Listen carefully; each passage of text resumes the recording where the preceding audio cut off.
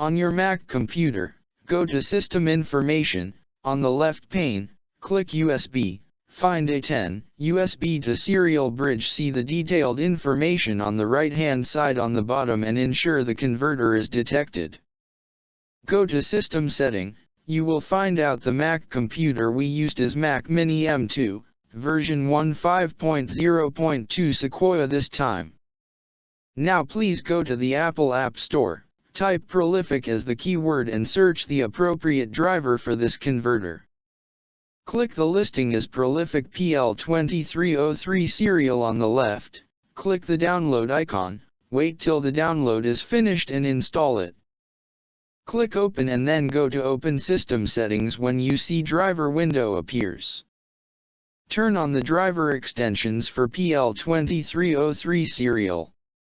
Once a dialog pops up, punch in the password, confirm the user account, and then click Done. Close the dialog if you still see the dialog stays on the screen. Now execute terminal utility and enter the command as ls, /dev and hit enter key. You will see tty.pl2303g listed.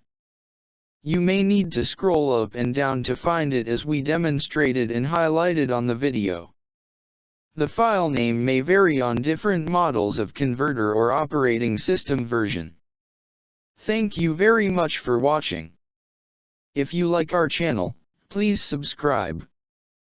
On your Mac computer, go to System Information. On the left pane, click USB. Find A10, USB to serial bridge. See the detailed information on the right-hand side on the bottom and ensure the converter is detected. Go to System